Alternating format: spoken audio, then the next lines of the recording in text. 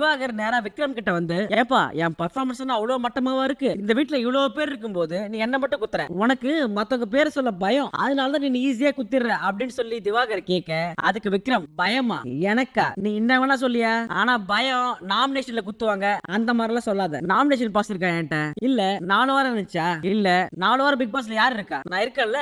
Nomination pass இல்லாமலே 4 வாரம் நான் இங்க இருக்கேன்ல. நான் அப்ப எல்லார்கிட்டயும் வழிச்சு கேட்டு இருக்கிறேன். அவனுக்கு குத்துறது குத்தாத அவனுக்கு இஷ்டம், அதுக்கு நான் என்ன பண்ண முடியும்? அதுக்கு நம்ம தர்பீஸ் விக்ரம், உன்னை விட நான் நல்லா பெர்ஃபார்ம் பண்ணிருக்கேன், நீ வெளியே போய் ஷோ பாத்துன்னு வச்சுக்க, உனக்கே தெரியும் நான் தான் பெஸ்ட் பெர்ஃபார்மர் அப்படின்னு. ஆனா நீ என்ன வேணா சொல்லு, ஆனா நாமினேஷனுக்கு பயந்துட மட்டும் என்கிட்ட சொல்லாத. விஜய் சேதுபதி நாமினேஷன் பாஸ் பத்தி பேசும்போது எனக்கு அதெல்லாம் வேணாம், மக்கள் எனக்கு ஓட்டு போடுவாங்க அப்படின்னு சொல்லி விஜய் சேதுபதி கிட்டே சொன்னவனா என்கிட்ட வந்து உனக்கு பயமா இருக்குன்னு சொல்ற? விஜய் சேதுபதி சார் உங்க நாமினேஷன் பாஸ் வேணாம்னு சொல்லும்போது மக்கள் எனக்கு ஓட்டு போடுவாங்க சார் அவர்கிட்ட சொன்னவனா, இந்த பயம் கியம்ன்ற பேச்சு மட்டும் என்கிட்ட வேணாம். நீ என்ன வேணா சொல்லு, நான் அமைதியா இருக்கேன் சைலண்டா இருக்கேன் என்ன வேணா சொல்லிக்கோ, ஆனா நான் நாமினேஷனுக்கு பயந்து மட்டும் சொன்னேன் அவ்வளவுதான் உனக்கு அப்படின்னு சொல்லி மிரட்ட, உனக்கு நாமினேஷன் குத்துனா போய் குத்து, அப்ப தெரியும் உனக்கு இந்த விக்கல்ஸ் விக்ரமுக்கு எவ்வளவு ஓட்டு இருக்குன்னு. என்ன போய் நாமினேஷனுக்கு பயந்து சொல்றேன்? அதுக்கு நம்ம திவாகர், ஓகேடா சவாலா சவால், அப்ப 2 பேருமே நிப்போம், 2 பேர்ல யாருக்கு ஓட்டு வருதுன்னு பாப்போம். இப்படி 2 பீஸும் மாத்தி மாத்தி ஓவர் கான்பிடென்ட்டா பேசிட்டு இருக்கு. விக்ரம் எப்படி தன்னை பத்தி பெருமையா பேசிக்கிறாரோ அதே மாதிரி பாரு கிட்ட ரம்யாவும் பெருமையா பேசிக்கிறாங்க. அவங்க என்ன சொல்றாங்க அப்படின்னா, பாரு பாரு நான் யார பார்த்து பயப்படவே மாட்டேன், ரவுடி பொம்பளை நானு, ஒரு கேவலமான ஜென்மம் நானு, நான் வாயை திறந்தா பயங்கரமா கெட்ட வார்த்தை பேசுவேன், நான் ரவுடி பொம்பளை நானு, என்னை விட கேவலமான ஒரு பொண்ணு உலகத்திலேயே இருக்க மாட்டான், அவ்வளவு ஒரு கேவலமான ஜென்மம் நானு. ஆனா எனக்கே ஆச்சரியம் என்னன்னா, நேத்து அவ்வளவு பேர் அவ்வளவு விஷயம் சொல்லும் போது நான் என்ன கண்ட்ரோல் பண்ணிக்கிட்டு ஒரு கெட்ட வார்த்தை கூட விடல. நான் என்ன மாத்திக்கணும் தான் பிக் பாஸ் வீட்டுக்கே வந்திருக்கேன். நான் மட்டும் கோதாவில இறங்கினேன்னு வச்சுக்கோ அவ்வளவுதான். அப்படியே கட் பண்ணா வியானாவும் திவாகரும் பேசிட்டு இருக்காங்க. இப்போ வியானா என்ன சொன்னாங்கன்னா, இந்த பிக் பாஸ் கேம் இருக்குல்ல, இதுல மெயினா டாஸ்க் எப்படி விளையாடுறோம், உன்னுடைய கேரக்டர் எப்படி, அதுதான் மெயினா ப்ரொஜெக்ட் ஆகும். இப்போ உள்ள நடுவுல போந்த அண்ணன், இந்த பிக் பாஸ் கேம்ல டாஸ்க் எல்லாம் முக்கியம் இல்ல, அதை விட இந்த கேரக்டர் இருக்குல்ல, கேரக்டர் அதுதான் ரொம்ப முக்கியம் அப்படின்னு சொல்ல, ஆனா நீ என்ன பேசவே விட மாட்டேன, தயவு செய்து நான் சொல்றது கேளு அப்படின்னு சொன்ன உடனே நம்ம தர்பூசணி கொஞ்சம் அமைதியாவ. அப்ப நம்ம வியானா, ஆனா இங்க நம்ம நிறைய சண்டை போடுறோம், பயங்கரமா சண்டை போடுறோம், அதெல்லாம் முக்கியம் கிடையாது, எந்த விஷயத்துக்காக சண்டை போடுறோம், எப்படிப்பட்ட ஆளா இருக்கும்ன்றத ரொம்ப முக்கியம். இப்போ வந்த புதுசுல எல்லாருமே கான்சியஸா இருந்தாங்க, ஆனா போக போக கொஞ்சம் கேமரா கான்சியஸ் கம்மியாயிடுச்சு, அது ஒரு நல்ல விஷயம்னு சொல்லலாம். சோ இந்த மாதிரி இருக்கும்போது நீங்க எவ்வளவு ட்ரூவா ஜெனியூனா இருக்கீங்களோ அதை தான் மக்கள் லைக் பண்ணுவாங்க. நீங்க கேமரா மட்டும் வாண்டடா ஏதாவது பண்ணீங்கன்னா கண்டிப்பா மக்களுக்கு சுத்தமா பிடிக்காது. அதுக்கு நம்ம தர்பீஸ், ஏமா நானும் பொறுமையா தான் போறேன், நான் பொறுமையா போகும்போது சில பேர் வந்து தூண்டுறாங்க, அப்படி தூண்டும் போது நானும் வார்த்தையை கொட்டிடுறேன், இவங்க சொல்றதுக்கெல்லாம் அடங்கி போனோம் அப்படின்னா கடைசியில என்ன கேனைன்னு சொல்லிட்டு போயிடுவானுங்க. ரொம்ப பண்ணோம்னா கேனைன்னு ஒரு வேர்டு இருக்கு, அந்த மாதிரி ஆக்கி விட்டு போயிடுவானுங்க. இப்போ சைட்ல பாரு, ஆமாண்ணே உன்ன சில பேர் அங்க மென்டல்லாம் சொன்னாங்கல்ல, அதெல்லாம் சொல்லியே இருக்க கூடாது அப்படின்னு சொல்லி ஏத்தி விட, அப்ப நம்ம வியானா என்ன சொன்னாங்கன்னா, ஆமாண்ணே இந்த வீட்ல எனக்கு 2 பேர் கூட ரொம்ப கம்ஃபர்ட்டா இருந்துச்சு, ஒன்னு அப்சரா, 2வது சுபிக்ஷா. அப்சரா போனதால நான் சுபிக்ஷா கூட ரொம்ப க்ளோஸ் ஆயிட்டேன், ஒரு விஷயம் ஷேர் பண்றதுக்கு ஒரு ஆள் தேவையில்ல, அதுதான் சுபிக்ஷா எனக்கு. அதுக்கு நம்ம பாரு, ஆமாமா எனக்கும் இந்த வீட்டுல 2 பேர் இருந்தாங்க, அதுல ஒண்ணு பிச்சின்னு போயிடுச்சு அப்படின்னு கமுறு தெரியும், ஒருத்தர் மட்டும் எனக்கு என்ன ஆனாலும் என் கூடவே நிக்கிறார் அப்படின்னு சொல்லி தர்பூச சொல்ல, இந்த வீட்டுல எனக்கு என்ன சில விஷயங்கள் பிடிக்கல அப்படின்னா, நம்ம திவாகர் இருக்கார்ல அவரை பத்தி சில வார்த்தைகள் சொல்றாங்க, ஆனா அதே வார்த்தைகள் அவங்களுக்கு திருப்பி சொல்லும் போது வலிக்குது. இவரை நக்கல் அடிச்சு கிண்டல் பண்ணும்போது எல்லாருமே அந்த வார்த்தையை சொல்லி சிரிக்கிறாங்க, அதே வார்த்தையை திரும்பி அவங்களுக்கு பாயிண்ட் அவுட் பண்ணும்போது எல்லாருக்கும் சுருன்னு கோவம் வருது. இவரை நடிப்பு அரக்கன்னு சொல்லும் போது எல்லாருமே சிரிக்கிறாங்க, அதையே திருப்பி அவங்களுக்கு பண்ணும்போது நடிப்பு என் ப்ரொஃபஷன், அதை கிண்டல் பண்ணாதீங்க அப்படின்னு சொல்லி ஒரு மாதிரி சொல்றாங்க. அப்ப நம்ம திவாகரான மட்டும் தக்காளி தொக்கா, அடுத்தது கடந்து வந்த பாதையில கதை சொல்லணும். இன்னைக்கு கதை சொன்ன 2 பேரு, ஒன்னு எஃப்ஜே இன்னொன்னு சபரி. அதுல முதல்ல கதை சொன்னது எஃப்ஜே என்ன சொன்னார் அப்படின்னா, இதை பார்த்து கொண்டிருக்கும் தமிழ் மக்கள் அனைவருக்கும் என் முதல் கண் வணக்கம், உன் வெற்றியை தேடி நீ ஓட வேண்டும், சக மனிதனை வீழ்த்திட ஓடாதே அப்படின்னு ஒரு அழகான பழமொழியோட ஆரம்பிச்ச நம்ம அண்ணன் பேசுறாரு 2 மணி நேரத்துக்கு பேசிக்கிட்டே இருக்காரு.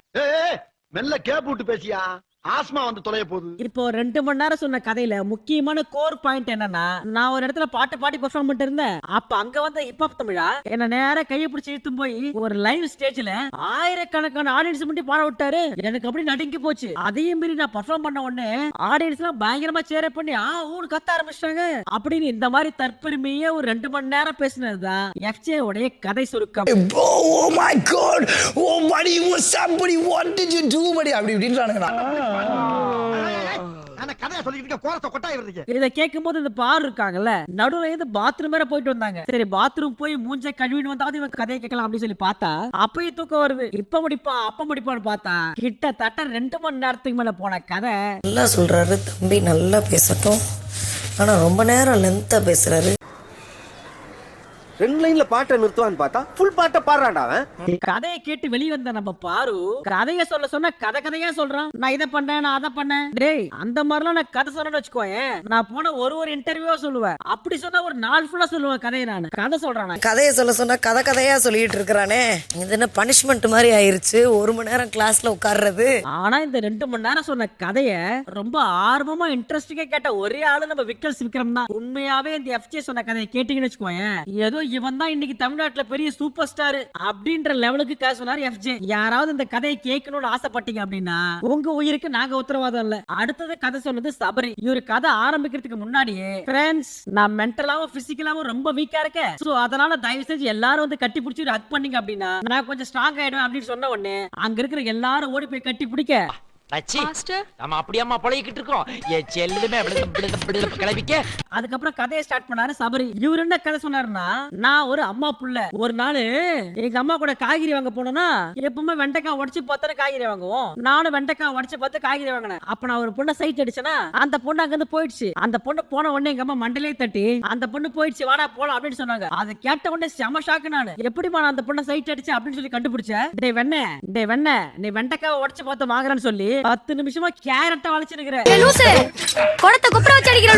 அப்புறம் இன்னொன்னு சொன்னாரு, நான் நிறைய ஆடிஷன் போயிருக்கேன், எப்பவுமே ரிஜெக்ட் பண்ணிடுவாங்க. அதுக்கப்புறம் எனக்கு வேலைக்காரன் சீரியல்ல வாய்ப்பு கிடைச்சது. நான் எங்க போனாலும் மார்த்தட்டு பெருமையா சொல்லுவேன், நான் ஒரு விஜய் டிவி ப்ராஜெக்ட். என்னப்பா சொன்னேன் இன்னொரு சொல்லு, நான் ஒரு விஜய் டிவி ப்ராஜெக்ட். நான் ஒரு விஜய் டிவி ப்ராஜெக்ட். என்னது ப்ராஜெக்டா? அது ஒண்ணும் இல்ல விஜய் டிவி ப்ராடக்ட்ன்றதுதான் இந்த பீஸ். விஜய் டிவி ப்ராஜெக்ட் சொல்லிட்டு இருக்கு. ஒரு தடவை 2 தடவை சொன்னா பரவாயில்ல, எல்லா தடவையுமே தப்பா தான் சொல்லுது. இதுல மார்த்தட்டி கொண்டு பெருமை வேற. நீங்களா சொன்னீங்களா விஜய் ப்ராஜெக்ட்னு சொல்லிட்டு, இப்ப சொல்றேன் விஜய் ப்ராஜெக்ட் தான்.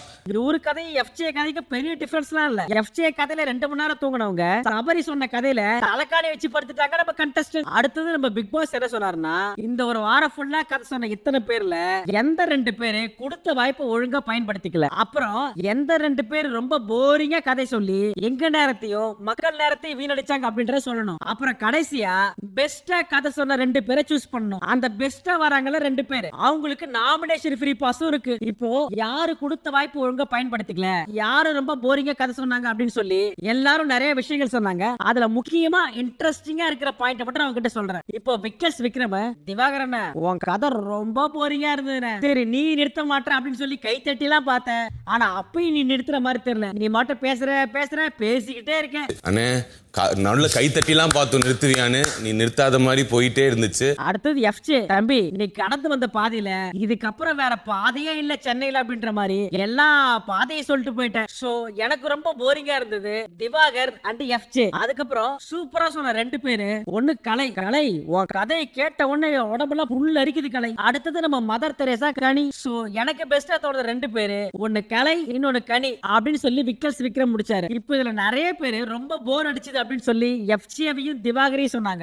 எஃப்ஜேக்கு சொன்ன காரணம் என்னன்னா, 2 மணி நேரம் மூச்சு திணற கதை சொல்ற எவன்டா தாங்குவான். உன் கதையை கேட்க ஆரம்பிச்சு நாங்க எல்லாருமே ஜோன் அவுட் ஆயிட்டு திரும்ப ஜோனுக்குள்ள வந்தா திரும்பவும் அதே 9th ஸ்டாண்டர்ட் கதை சொல்லுகிற எங்களால முடியல அப்படின்னு சொல்லி கிட்டத்தட்ட நிறைய பேர் போரிங்கா இருக்கு அப்படின்னு சொன்னது திவாகர், ரொம்ப லென்த்தா இருக்கு அப்படின்னு சொன்னது எஃப்ஜே உடைய கதை. அடுத்தது நம்ம பிரவீன், நம்ம கம்ருதீனோட ஸ்டோரி இருக்குல்ல அது ரொம்ப முக்கியத்துவமா எனக்கு படல அப்படின்னு சொன்ன உடனே அதை கேட்ட கம்ருதீன், இன்னும் உனக்கு முக்கியத்துவமா படல, எங்க அம்மா இறந்துட்டாங்க, என் ஃப்ரெண்ட் இறந்துட்டாங்க, இதெல்லாம் உனக்கு முக்கியமா படலையா?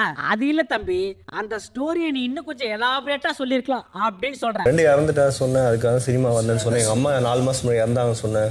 அது எதுவுமே முக்கியத்துவம் ஓகே ஃபைன், போரிங்கா இருந்தா ஃபைன்.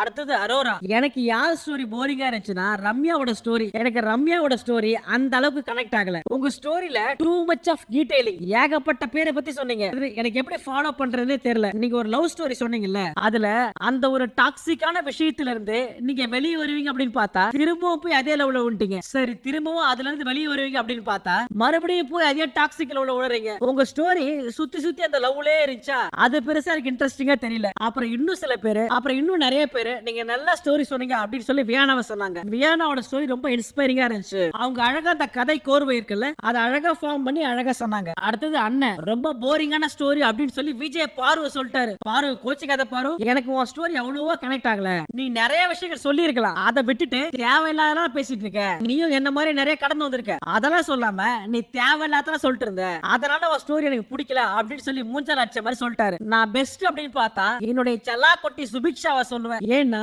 என்ன மாதிரி நிறைய விஷயங்கள் அவ லைஃப்ல ஃபேஸ் பண்ணிட்டு வந்திருக்கா. அப்புறம் யாரோட ஸ்டோரி போரிங்கா இருந்துச்சு அப்படின்னு கேட்டீங்கன்னா நான் ரம்யாவை சொல்றேன். அவன் நிறைய கடந்து வந்திருக்கா, ஆனா அதை சொல்லாம அந்த லவ்ன்ற விஷயத்தையே சுத்தி சுத்தி சொல்லிட்டு இருந்தா. இதை கேட்ட ரம்யா, நான் ஏன் சுத்தி சுத்தி அதே லவ் சொன்னேன் அப்படின்னா என் லவ் எவ்வளவு ட்ரூன்னு உனக்கு தெரியணும், அதுக்காக தான் சொன்னேனே தவிர்த்து நீங்க எல்லாம் சிம்பத்தி காட்டுவீங்க அதுக்காக நான் சொல்லல. என்னோட லவ் ரொம்ப ட்ரூ அப்படின்னு சொல்லி தேம்பி தேம்பி அழ ஆரம்பிச்சிட்டாங்க ரம்யா. என் உலகமே அவன் மட்டும் தான் இருந்தேன். அவன் அப்படி கஷ்டப்படுத்தாலும் அவனை விடாம இவ்வளவு தூரம் நான் வந்திருக்கேன், அதை வெளிப்படுத்தினேன், அவ்வளவுதான். சோ ஓவராலா எல்லாரும் சேர்ந்து பெஸ்டா கதை சொன்ன அந்த ரெண்டு பேர் யாருன்னா கனி அண்ட் கலை. கனிக்கும் கலைக்கும் அடுத்த வாரத்துக்கான நாமினேஷன் ஃப்ரீ பாஸும் கிடைச்சது. இதை கேட்ட பாருக்கு செம வைத்திருச்சான் ஷாக். அது எப்படி வார வாரம் உனக்கு மட்டும் நாமினேஷன் ஃப்ரீ பாஸ் கிடைக்குது, நீ 4 வாரமா நாமினேஷனுக்கே போகாம அழகா நோகாம போய் 5வது வாரத்துக்கு உட்காந்துட்ட. நாமினேஷன் ஃப்ரீ பாஸ் வழங்கப்படுகிறது. அது எப்படிக்கா, எப்படி உனக்கு மட்டும் இவ்வளவு நடக்குது தொடர்ந்து 5வது முறையாக எப்படி? அப்படியே உள்ளே தனது வைத்தறிச்சலை கொட்டின விஜய் பாரு வெளியே வந்து புலம்பிட்டு இருக்காங்க. அவ இருக்கால, அவ பயங்கரமா அந்த குரூப் சேர்த்து வச்சுக்கிட்டு அந்த குரூப்ல இருக்கிற எல்லாருமே பெஸ்ட்னு கணிக்கு ஓட்டு போடுறாங்க. அதனால வார வாரம் அவளும் எஸ்கேப் ஆயிட்டே இருக்கா. அவ மட்டும் நாமினேஷனுக்கு வரட்டும், அன்னைக்கு இருக்கு அவளுக்கு. 5வது வாரம் கனியக்காடா மெஜாரிட்டி கேம்ல தான் அந்த அக்கா தப்பிச்சுக்கிட்டே இருக்காங்க. இதுக்கு சத்தியமா வைத்தறிச்சல்லாம் இல்ல, ஆனா மன வருத்தம்னு நான் சொல்றேன். ஆனா பாரு சொல்றது ஒரு வகையில உண்மைதான். இந்த அக்கா எல்லாருக்கும் சோறு போடுறன்ற பேர்ல எல்லாரையும் தாஜா பண்ணி வச்சுக்கிட்டு அழகா நாமினேஷன்லயே வராம எஸ்கேப் ஆயிடுறாங்க. இவங்க நாமினேஷனுக்கு வந்தா கூட விஜய் டிவி சேவ் பண்றாங்க. ஆனா இருந்தாலும் ஒரு தடவை நாமினேஷன் வந்தா தானே என்ன கதைன்னு தெரியும். அடுத்தது இந்த லாக்கர் ரூம் இருக்குல்ல, அதோட கடைசி கட்டம். இந்த தடவை பஸ் அடிச்சதும் 2 வீட்டாரும் லாக்கர் ரூம்ல போய் அவங்களுக்கு தேவையானதை எடுத்துக்கலாம் அப்படின்னு சொல்லி பிக் பாஸ் சொன்னாரு. அதே மாதிரி பஸ் அடிச்ச உடனே எல்லாரும் உள்ள போய் திப்பு எடுத்துட்டு இருந்தாங்களா. அப்ப நம்ம பிக் பாஸ் உள்ள பூந்து உங்க இன்வால்வ்மெண்ட் நான் பாராட்டுறேன், ஆனா டாஸ்க் முடிஞ்சு போச்சு, கொஞ்சம் பொறுமையாவே எடுங்க. பிக் பாஸ் என்ன சொல்றாருன்னே காதுல வாங்காம வழக்கம் போல உள்ள போய் அடிச்சுக்க வேண்டியது. இப்ப பிக் பாஸ் எல்லாரையும் கூட்டி லிவிங் ஹால்ல உட்கார வச்சு ஒரு கேள்வி கேட்கிறாரு. இந்த ஷோல நான் என்னுடைய ஃபுல் பொட்டன்ஷியலோட இந்த கேம் விளையாட்டு இருக்கேன் அப்படின்னு நினைக்கிறவங்க மட்டும் லெஃப்ட் சைடுல வந்து உட்காருங்க. அதன்படி ஒரு சில பேர் எந்திரிச்சு லெஃப்ட் சைடுல உட்கார்ந்தாங்களா. இப்ப எல்லாரும் உட்கார்ந்த உடனே இப்போ அதுல 2க்கு மேல ஓட்டு வாங்கினாங்கல்ல, அவங்களும் சேர்ந்து லெஃப்ட் சைடுல உட்காருங்க அப்படின்னு சொன்ன உடனே பிரவீன், கம்ருதீன், துஷார், அரோரா இவங்க 4 பேர் அங்கிருந்து எந்திரிச்சு இங்க உட்கார்ந்தாங்களா. இப்ப பிக் பாஸ் எல்லாருக்கும் சேர்த்து ஒரு அட்வைஸ் பண்றாரு. அது என்னன்னா, இப்போ நீங்க எல்லாரும் எனக்கு ஒரு சத்தியம் பண்ணி கொடுங்க. இந்த பிக் பாஸ் சீசன் 9ல இனிமே என்னோட முழு திறமையும் காட்டுவேன். இனிமே இந்த டாஸ்க்ல என்ன வந்தாலும், டாஸ்க் ஆகட்டும், சண்டை ஆகட்டும், முரண்பாடு ஆகட்டும், வீட்டு வேலை ஆகட்டும், இது எல்லாத்துலயும் என்னோட பெஸ்ட் கொடுப்பேன் அப்படின்னு நீங்க நம்புறதா இருந்தா எனக்கு சத்தியம் பண்ணி கொடுங்க. ஒவ்வொரு தடவையும் நம்ம பெஸ்ட் ஒஸ்ட் சூஸ் பண்ணுவோம். நல்லவங்க அத சண்டையா பாக்குறீங்க, ஆனா உண்மையானவங்க அத கருத்துக்களை முன்வைக்கும் களமா பாக்குறீங்க. இந்த கேள்விய கேட்க வேண்டிய கட்டாயத்துல நான் இருக்கேன். அதனாலதான் உங்க முடிவை உங்க கையிலேயே விட்டுருக்கேன். இனிமே வர டாஸ்க் எல்லாம் மென்டலாவும் சரி பிசிக்கலாவும் சரி ரொம்ப கஷ்டமா இருக்கும். சோ அதனால அந்த டாஸ்க் எல்லாத்தையுமே ரொம்ப மெச்சூரிட்டியோட அணுகுவீங்க அப்படின்னு சொல்லி நான் நம்புறேன். என் நம்பிக்கையை கெடுக்காம இன்னும் நல்லா சண்டை போட்டுக்குங்க, இதுதான் என் டிமாண்ட் அப்படின்னு சொல்லி எபிசோட முடிச்சாரு பிக் பாஸ். இன்னைக்கு எபிசோட்ல பெருசா சண்டை சச்சரவுகள் எதுவுமே இல்ல. இந்த எபிசோடு பார்த்ததுல ஒரே நல்ல விஷயம் என்னன்னா, இந்த காதுக்குள்ள 4 அண்டாவை போட்டு அடிச்ச மாதிரி கயமையன் சத்தம் வரும்ல டெய்லி, அந்த சத்தம் இன்னைக்கு இல்ல. இன்னைக்கு எபிசோட தைரியமா ப்ளே பண்ணி பார்க்கலாம். இனிமே எந்த வித தங்கு தடையும் இல்லாமல் டெய்லியும் காலையில வீடியோ போஸ்ட் பண்ணுவேன் அப்படின்னு நானும் ப்ராமிஸ் பண்றேன். அப்புறம் என்னோட இன்டர்வியூ ஊத்திக்கணும் அப்படின்னு சொல்லி வேண்டுறவங்க எல்லாருக்கும் என்னோட மனமார்ந்த வாழ்த்துக்கள். நீங்கள் எதிர்பார்த்த மாதிரியே என்னோட இன்டர்வியூ ஊத்திக்கிச்சு. அடுத்த இன்டர்வியூக்கு போனா கமெண்ட்ல சொல்லிட்டு போறேன். நாளைக்கு எபிசோட்ல சேதுபதி என்ன கேட்கறதுக்கு நிறைய கேள்விகள் இருக்கு. அண்ணன் என்னத்தை தான் கேட்கிறாரு அப்படின்றத நாளைக்கு பார்ப்போம். அதுவரை டாடா, பை பாய்.